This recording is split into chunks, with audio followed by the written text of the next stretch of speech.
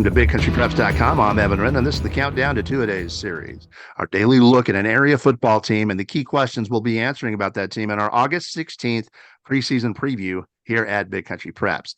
I'm with my partner, Dan Youngblood, via Zoom. And tonight, Dan, we have got on the menu, we've got the Stephenville Yellow Jackets. Yeah, and this is another interesting year for Stephenville. They're coming off a 9-3 season. Return only 19 lettermen from that team, lost 35. But this is a reload program. That's been the case for a while now under Sterling Doty.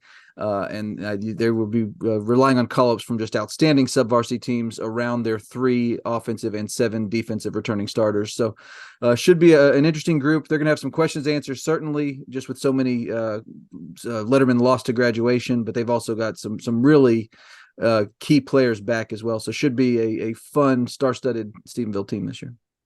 All right, before we get going and take a look at Stephenville here, we want to remind you YouTubers to please hit the subscribe button. Hit the subscribe button and then hit that little bell that'll pop up so that you'll get notifications every time that we have a new podcast here at Big Country Preps. Not only will you be getting notifications on the Countdown series, which goes up to the outset of Two-A-Days, but also for our Wednesday night podcast, which will begin during the course of the season. All right. With that, let's go ahead and jump in. Let's talk about the Stephenville team, which, like I said, is really an interesting one. I mentioned they only returned the 3 offensive starters, so the biggest question is kind of what that offense will look like. But this has become such an explosive offensive program, and the one neat thing about that team this year is they return in Tate Maruska, probably one of maybe the area's top running back. He had over 2,000 yards last year on the ground. And then the other really interesting aspect about this offense is injuries are never a good thing, but sometimes positives can come from those. And Ryan Gafford was a big positive last year.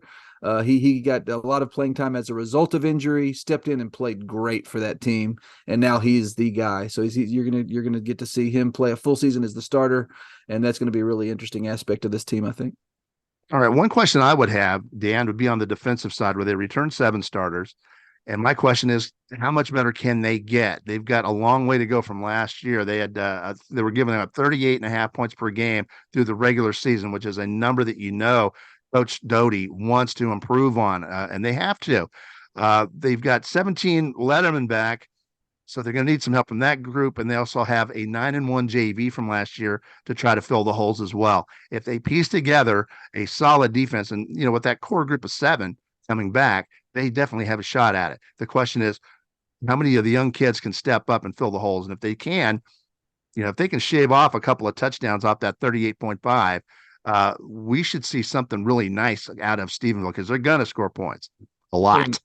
And you kind of touched on my last question, which is about depth. I mean, this is a team, like you said, 17 returning lettermen. That means there's going to be a lot of opportunities for kids off of that 9-1 JV and potentially even off of their 10-0 freshman team last year. There's going to be some opportunities for those kids to step in and be key players for this team. My question is are enough of those kids ready to keep Stephenville at the level we've seen them at? Like I said before, this is a reload program.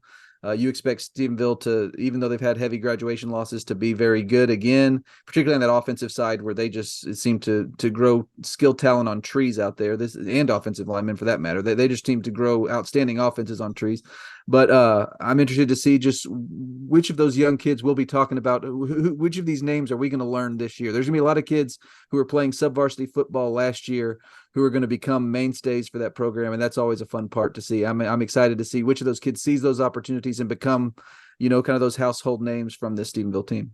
All right, and with that, let's take a look at Stephenville's schedule for 2023. The season opener will be at home against Midlothian Heritage on August 25th, followed by another home date with Everman on the 1st of September. A road date at Decatur will come on September 8th, a home date against Abilene Wiley on September 15th, a road date at Wichita Falls Rider on the 22nd, and another road date at Gordon Wood Stadium in Brownwood for the big rivalry game with the Lions on September 29th. And that will close out non-district. Then they'll have a bye week before jumping into league play. Okay, a brutal non-district schedule, the type you expect to play after winning a state championship, as they did a couple of years ago. That leads them into a district slate, just a 5-team district. They open October 13th at Waxahachie Life, followed by a October 19th home game against China Spring.